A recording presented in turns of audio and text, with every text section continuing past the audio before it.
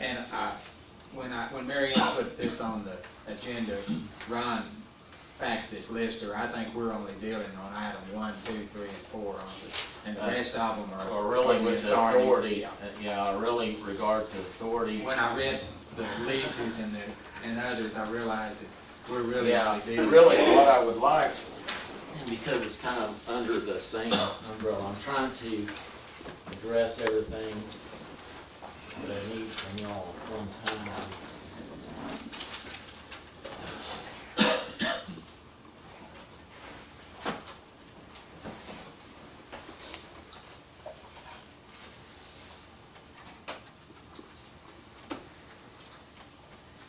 Which kind of, because under the general process of everything that's needed for the transition and all that, this is a resolution. I'll read. I'll read into the record, more or less. The order of Somervell County Commissioners Court approving hospital lease assignment transition agreement, amended and restated hospital lease agreement, nursing home lease assignment transition agreement, amended and restated nursing home lease agreement, ratifying transition preparatory actions taken to date, which essentially getting the license transfer started. You can't just wait until the last minute to get everything transferred over. Approve such other acts, filings, and execution authority that is necessary and proper to achieve transition of operations of the hospital and nursing home to the hospital authority, to provide for the uninterrupted provision of health care and nursing home services, or adopting or approving certain acts necessary and proper for the Somervell County Hospital Authority to assume operation of the hospital and nursing home. There are some whereases,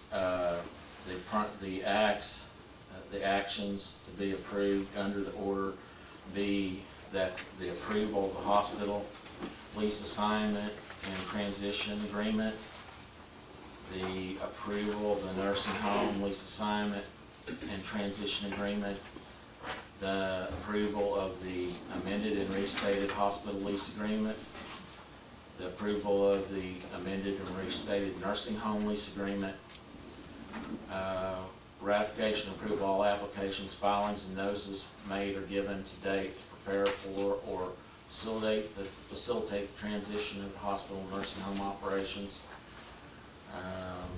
and all appropriate actions for the benefit of the county and authority taken today, and authorizing the county judge to execute the above referenced agreements on behalf of the county and to execute, submit, or file all other instruments, applications, certificates, or other items necessary to and proper to carry out the transactions and operational transition envisioned by the above referenced agreements to bind the county or make representations on behalf of the county thereby.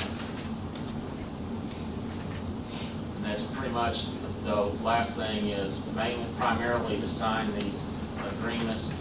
But as with anything, there may be something come up. For example, Medicare may come back and say, we need a certification from the county that they're okay with the authority running this hospital, or, something, whatever. There's always something else that comes up. Obviously, if it included any financial obligations, we would bring that back to the court. This is more just cleanup stuff if there's something that we've overlooked.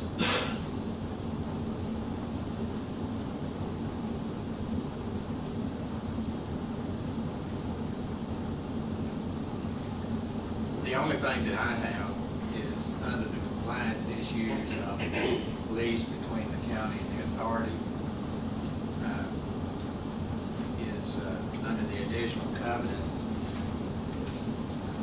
I think there's been some question on whether the additional covenants requires the approval of the Commissioner's Court. The compliance is due, these are the same items that were on the foundation to the Commissioner's Court, and upon this, setting up and listening with some of the old members at that time, that they all agreed with that the additional covenants were supposed to be the approval of the Commissioner's Court also, that even though they're covenant, that if they're not going to abide to those covenants, they've got to come to the court to not abide by them. And specifically the use of the capital fund improvement money, which was supposed to be a separate account, and it's been held in the same account. And of course now, rather than being there to use in this transition as it was set up to be, I believe it's gone. And, you know, there is no money left in it property technically. I mean, if you found, it's all in one account. It's not, there's only one bank account right now, so, and one shows a negative balance and one shows a plus. I'm assuming that, you know, that in theory, Ray, you're kind of looking at it, Yeah.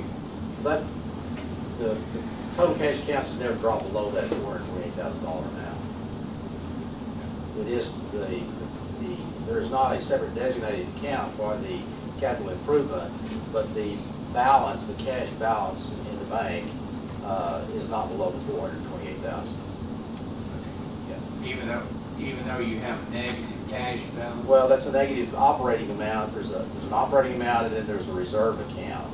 And though the operating, which are separate accounts, the operating account may drop into a negative based on timing, but the reserve account is always been a positive number, and it's 600+ thousand.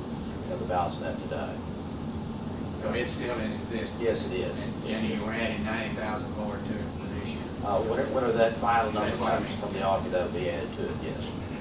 Just so there, you know, there's no disagreement there, Absolutely, you know, yeah. that's, I just want to clear it up. There's been no malice or anything, No. it's just been a question here, so. Sure. I had more questions in the auditors, Paris Moody Fikes, than I did with the Advantage, but down there, you know, not seeing that it was a separate account. Which y'all have. So that's the only thing that I have, you know, is those additional covenants also fall under the Commissioner's Court.